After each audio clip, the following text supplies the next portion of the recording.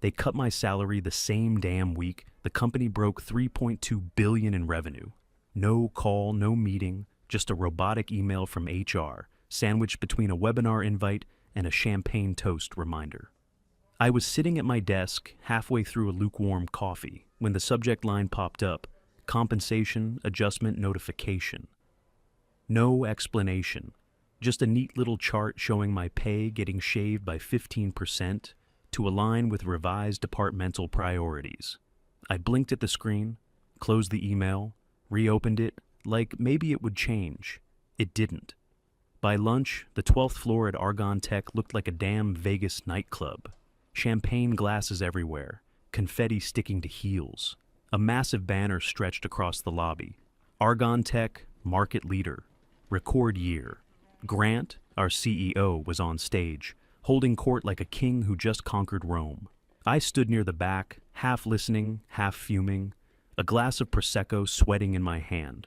"You all made this possible," Grant boomed, grinning like a man who thought charisma could pay rent. 12 years ago, we started with nothing. Now look at us. Market dominance, strategic wins, a product pipeline unmatched in the industry. I felt a slow burn rise up my chest. I was the one who built that damn pipeline.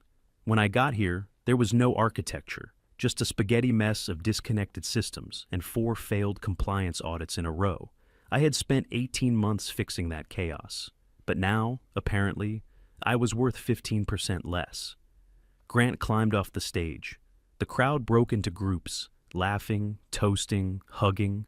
I stayed in the back, then I saw him cutting through the room, handshakes left and right, until he made his way to me. "Mason," he said, clapping a hand on my shoulder like we were old friends. "Hell of a ride, huh?" I stared at him, deadpan. "And the pay cut?" He didn't blink. "Just business," he said. "Everyone's adjusting." "Are they?" I asked. He raised his glass. "To the next chapter." I didn't drink. I just watched as he turned away, all charm and no conscience. That's when I heard Kyle, Grant's golden boy's son, behind me, talking way too loud to impress someone. "Yeah, got the bump today," Kyle said. 7% raise. Not bad, right? Dad said. "I earned it." My jaw tightened. Earned it? That smug little intern turned product lead had been on my team a year ago. I caught him copying code from Stack Overflow without checking dependencies. Now he was getting raises while I was getting quietly demoted. That's when it clicked. They weren't just celebrating the company. They were celebrating my quiet removal, without even telling me. They were toasting my exit, pretending I was still part of the picture, like I wasn't already erased. The hallway smelled like stale champagne and office-grade carpet glue. Confetti crunched under my shoes as I made my way back to my office. Or what still passed for one. I stepped around a tipped-over banner stand that read, "Together we scale," and something in me wanted to rip the damn thing in half. But I kept walking. My inbox was still lit up like a Christmas tree. Topic, compensation, adjustment notification. Sender, HR automated delivery. Same email, same burn. I hovered over it for a second, then clicked it open again, as if rereading it might soften the blow, or maybe reveal a second version where someone apologized or at least explained it. But no, just more corporate sugarcoating about cost efficiency realignment and temporary realignment to maintain operational agility. A 15% haircut dressed up like a strategy. Out my glass wall, I spotted a group down near the product pod, Laughter.Toasting.Emma, the new intern I'd brought in myself, standing with 2 senior VPs, laughing like she belonged. I remember when she started, nervous, awkward, drowning in imposter syndrome. I'd pulled her into a couple projects early just to get her feet wet. She had potential, real spark, good instincts, even if she didn't fully know it yet. I walked her through the architecture, taught her how the old node routing worked. She'd sit in my office for hours asking questions. Good ones. Now she was sipping Prosecco with the same execs who used to forward me midnight panics asking what comes next. Back then, 3 years ago, this place was hemorrhaging clients, buried in compliance violations, and running a back-end system that looked like it was built by interns on Red Bull. I'd been brought in on a 6-month rescue contract. No desk, no team, just a whiteboard and a deadline. And I stayed. I stayed because I believed I could fix it. And I did. The rerouting logic, that was me. The dynamic pipeline rebuild that cut latency by 60%, me. The framework we use to onboard half our Fortune 500 clients, mine. Not in theory, not in brainstorming, in code, in structure, in blood. I pulled up the internal SharePoint and found the quarterly deck, the one Grant had shown at the celebration. He'd titled it Argon Tech Ascends, Q4 Dominance. Of course he had. I clicked the download and opened it. Page 5, Backend Evolution. Page 6, Multi-Client Scaling. Page 7, Projected Growth. I scrolled faster. Nowhere, not a slide, not a footnote, not even a single comment bubble, did my name appear. The diagrams I drew, the frameworks I documented, even the core throughput model I personally architected, all credited to Product Strategy Team. Product Strategy Team, not even led by, not even in collaboration with. Just floating there, like it built itself. I closed the file slowly, not from shock, from confirmation. They weren't pushing me out, they were erasing me cleanly. No noise, no headlines, no confrontations, just a quiet whiteout of everything I'd built, like someone repainting a wall and pretending the cracks were never there to begin with. I turned back toward my office, but the glass made it hard to ignore the scene outside. Emma now in the middle of the circle, talking animatedly. Kyle had joined them. He handed her a fresh flute of champagne. They both laughed at something I couldn't hear. I watched for a long time, not angry, not jealous, just done. Let them toast to a system they didn't understand. Let them take credit for a pipeline they couldn't fix if it broke. Let them smile at Emma like she was the answer, young, shiny, and cheap. They thought I was fading out quietly. They hadn't realized yet. I wasn't disappearing. I was pulling away, on purpose. The meeting invite hit my inbox at 6:43 a.m. No subject line, just one line of text in the body. Strategic role transition discussion. 8:45 a.m. HR conf room C2. No context, no agenda. Just a calendar block dressed like a coffin. I stood in front of the mirror that morning, staring at my reflection for too long. I put on the same navy blazer I wore 2 weeks earlier, the day I presented our Q2 margins and showed 36% growth from a quarter we thought would flatline.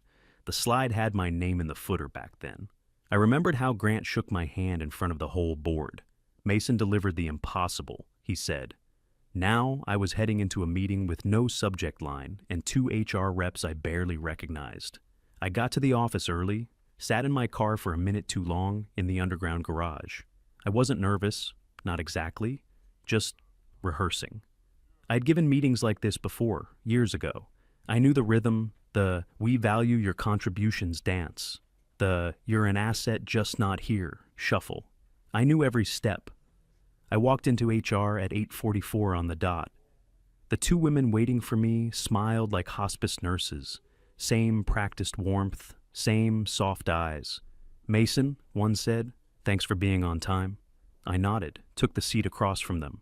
The room was too white, too quiet. They both had folders open, but no laptops. Just paper. "We wanted to talk to you about a potential opportunity," the other one began, as if I had won something. "You've got strengths in mentorship," the first one added. "Really strong coaching evaluations. Emma even mentioned you in her onboarding debrief." I didn't say anything. "We think a shift to a support role fits." "Not a demotion," the other said quickly, as if the word might bite her. "Just repositioning. It's a move towards stability, less strategic risk." I let the silence sit. Not long, just enough to watch them glance at each other. "Who suggested this?" I asked. "It came from a leadership consensus," one said carefully. Leadership consensus, the same leadership that once called me a cornerstone, the same group that forwarded me their 2 a.m. panic notes when systems collapsed, the same people who now couldn't even look me in the eye. I nodded once, no protest, no anger. I'd heard that phrase come out of my own mouth before. Back when I was the one moving pawns, they offered to show me a rough roadmap of what the support role would entail. I declined. On the way out, I took the long hallway that passed the boardroom. I hadn't been in there in weeks. The glass was slightly frosted, but I could still make out the silhouette at the head of the table. Emma, sitting in the chair I used to call mine. Not literally, I never owned anything here, but symbolically, the one at the front, the one facing the projection wall, the one where you pointed to the future and said, "This is what comes next." She was nodding along to something. Someone laughed. She smiled. She looked like she belonged. I stood there for maybe 5 seconds, maybe less, long enough to watch the torch being passed without ceremony. No farewell, no thanks. Just a younger model with fresh teeth and a cheaper salary. I walked back to my desk, grabbed my notebook, left the rest. They didn't need me anymore. They had someone young, shiny, and cheap, and she had my seat. That afternoon, I went home. Not fired, not laid off. Just repositioned. No calls, no pings, no, "Hey, are you okay?" from anyone I used to mentor or eat lunch with or guide through systems they didn't understand until I broke it down for them in plain English. Just silence. I sat at my kitchen table, the same spot I used to pull 14-hour remote shifts when we were in crisis mode. Same coffee ring from that one bad March. Same view out the window of the empty alley.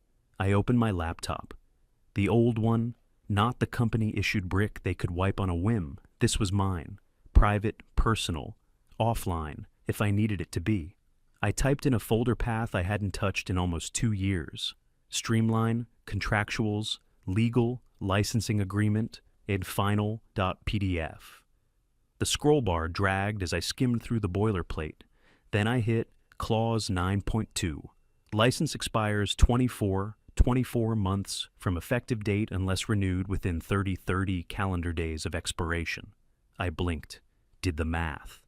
Checked the metadata on the original file. Signed, August 17th, 2023.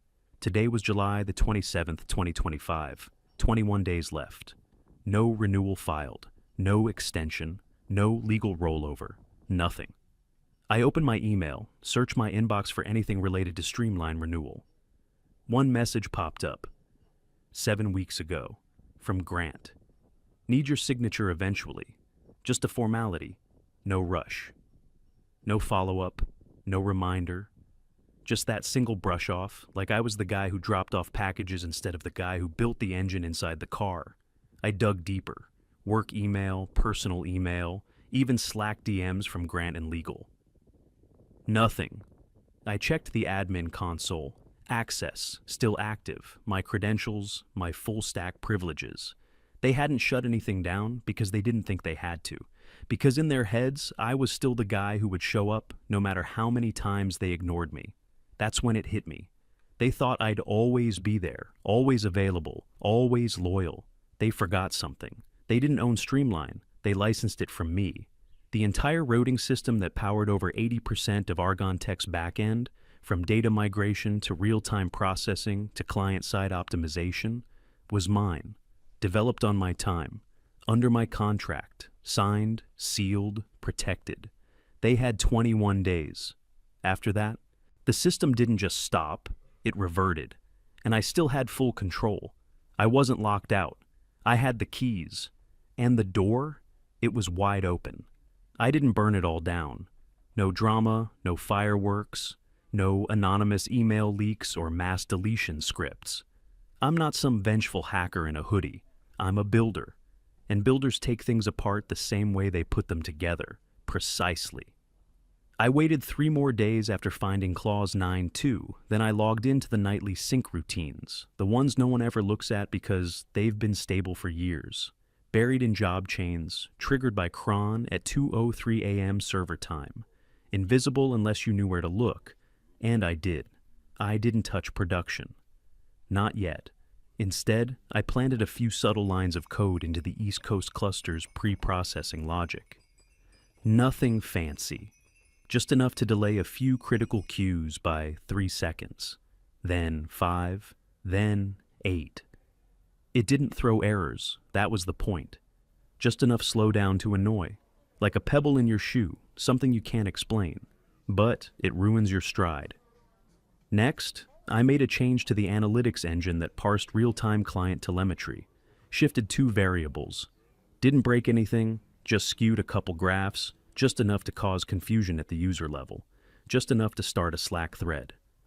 By the end of that week, Argon's revenue dashboards were sluggish, graphs loading half-populated, one or two API calls timing out every 30 minutes. Ops blamed a memory leak, QA rear-end tests, and found nothing. And I just sat at home, sipping coffee, watching it all from my personal diagnostic panel. The one they didn't even know existed. I'd built it during my first year, back when I needed a faster way to test modules without waiting for management approval. Tuesday morning, a ping came in.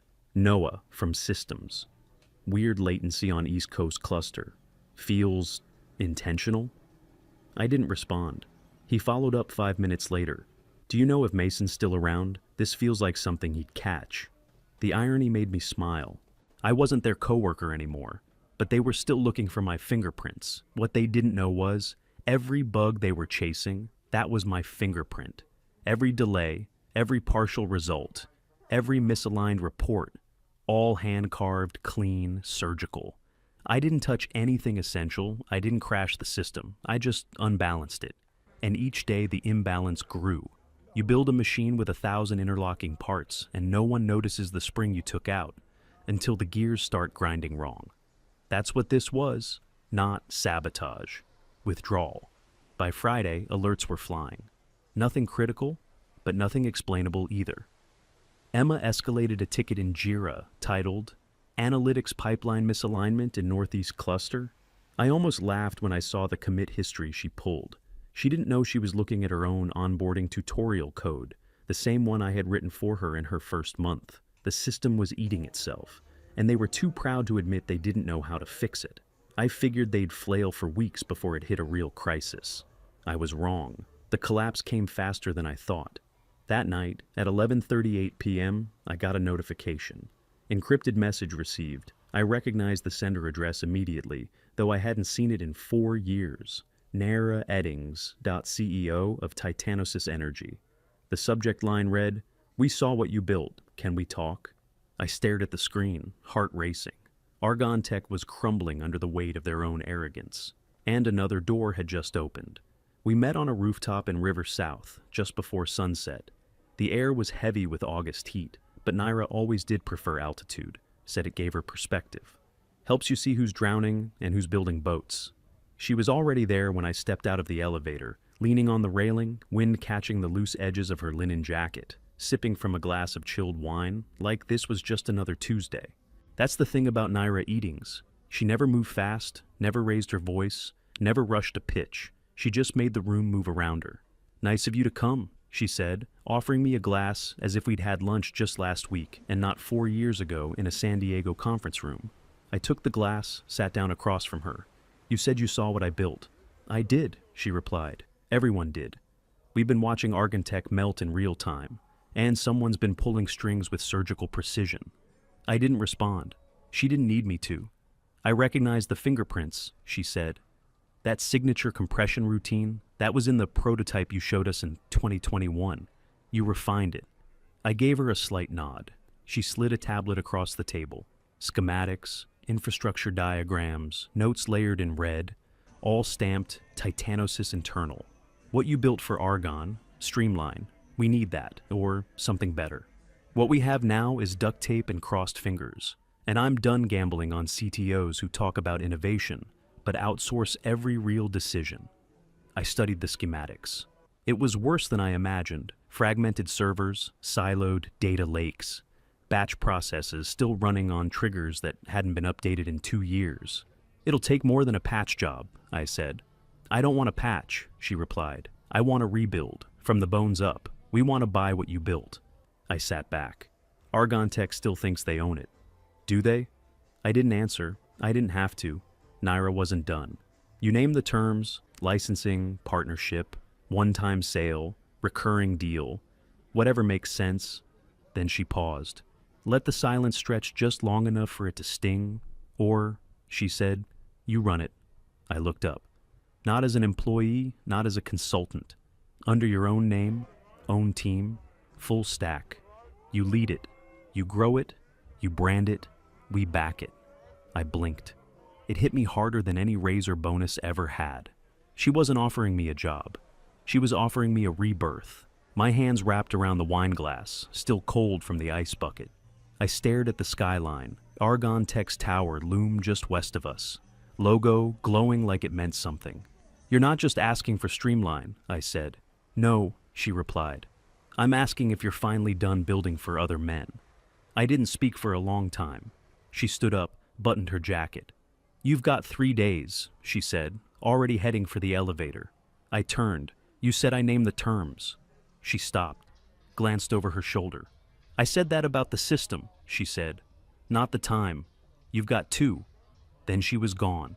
I stood there on the roof as the last bit of daylight slipped behind the skyline. 2 days, and everything was about to change. The next morning, I was in the Argon Tech parking garage by 6:55.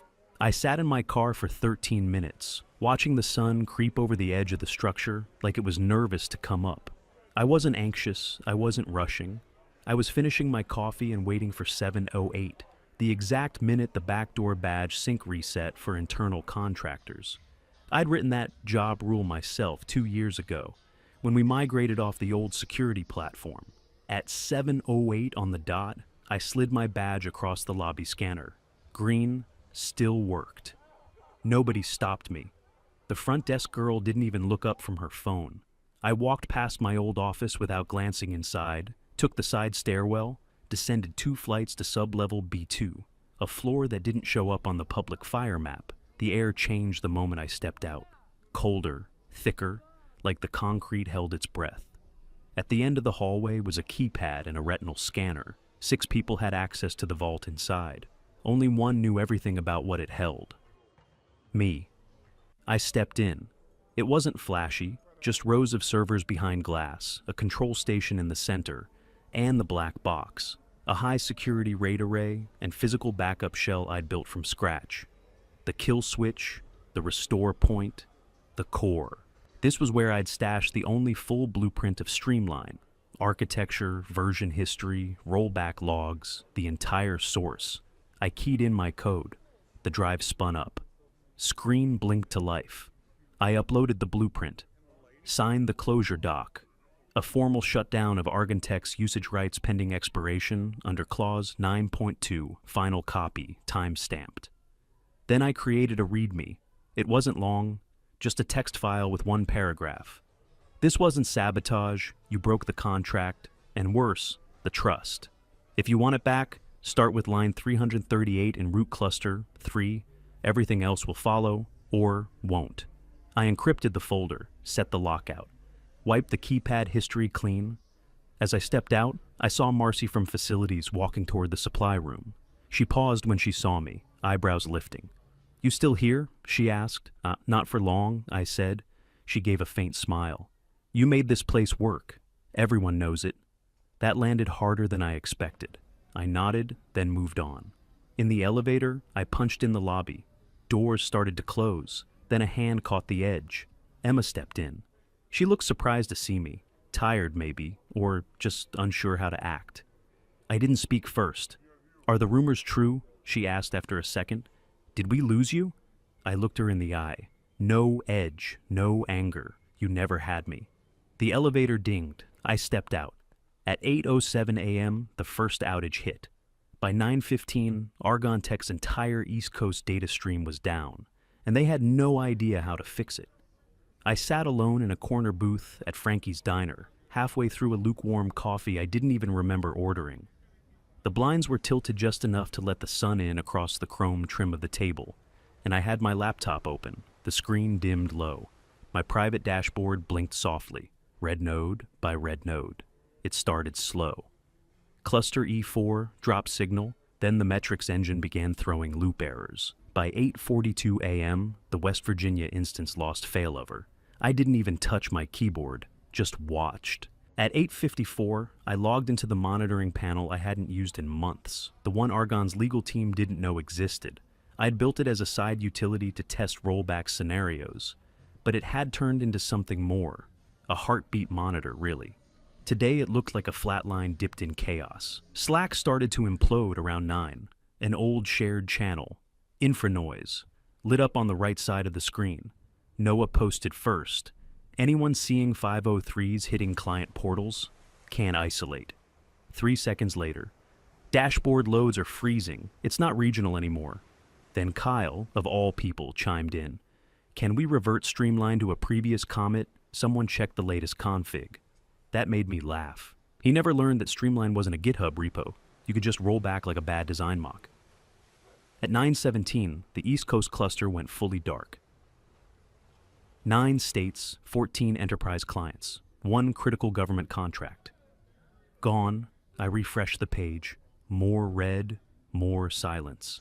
My phone buzzed. Noah again, this time direct. Grant's asking questions. Is it too late to reverse this?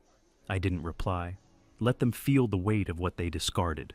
Inside Argon Tech, I imagined the boardroom in chaos. Grant yelling, without raising his voice. Because that's how he did damage control. Kyle pacing like a caged intern instead of a promoted exec. Delaney probably slamming her tablet on the table like that, somehow fixed bad code. I pictured Emma staring at a screen full of errors she didn't know how to debug, looking over her shoulder, waiting for someone to say Mason's on it. But I wasn't, and I wouldn't be. They had wiped my name, my credits, my ownership. So now they got the system without the architect, and the system was withdrawing. This wasn't a crash, it was a cold pull of support, a quiet exodus, a surgical unweaving. Then it happened. At 10:11 a.m., my eyes caught something in the corner of the browser. Tech Summit 25 was trending. I clicked. The top post was from Salvix's official account. Big announcement at 11 a.m., a new era begins, powered by an engine you've never seen before. Vero. I stared at it for a second, then sat back in my seat, while Argon Tech scrambled to plug holes in a boat I no longer kept afloat. Another storm was already forming offshore, and I was the one steering it. At exactly 11:05 a.m., the lights dimmed in the main auditorium of the Global Tech Summit. Thousands of eyes turned toward the screen as a pulse of white light rolled across it, slow and deliberate. No product names, no sponsors, just a black background, then a single phrase in bold gray text. Powered by Vero. The room buzzed, people whispered, some reached for their phones. A few rows ahead of me, someone murmured, "What the hell is Vero?" Then Naira Eating stepped onto the stage in a charcoal blazer and silver heels, calm as a surgeon. She stood center stage, took the mic, and waited for silence. "Innovation doesn't scream," she said. "It builds in silence." Another beat passed. Then the lights shifted, and I stepped out beside her. No fanfare, no intro music, just me in a navy suit and a black tie, walking into a spotlight I hadn't asked for but was damn well ready to claim. I looked out at the crowd, some faces I recognized from past conferences, competitors, ex-clients, even a few former Argon execs who hadn't jumped ship yet. I spotted Isa from Argon Tech in the back, frozen mid-laugh, her mouth slightly open. I stepped up to the mic. "Vero," I said, "isn't a new product, it's a foundation. A rebuild from the ground up. It's the engine Salvix will scale on, and I didn't license it, I didn't sell it." I looked right into the cameras lining the front row. I built it, and it's mine. Cameras flashed, there were audible gasps. One guy actually said, "Oh my God," out loud. I kept going. 3 years ago, I designed a system called Streamline. It powered Argon Tech's backend. It kept their clients online, their data live, their profits steady. And for 3 years, they thought I'd keep showing up. No credit, no voice, no name. I paused. The audience held their breath. Well, they were wrong. Behind me, the screen lit up again, this time with system architecture blueprints, performance metrics, real-time dashboard clips. Vero was leaner, cleaner, faster, built on everything Streamline had been, and everything it never got to be under someone else's name. Naira returned to the mic. "Today we're announcing a full-scale migration to the Vero infrastructure," she said. "Salvix is already running 62% of our operations on it. By Q2, it'll be 100, and we're just the beginning."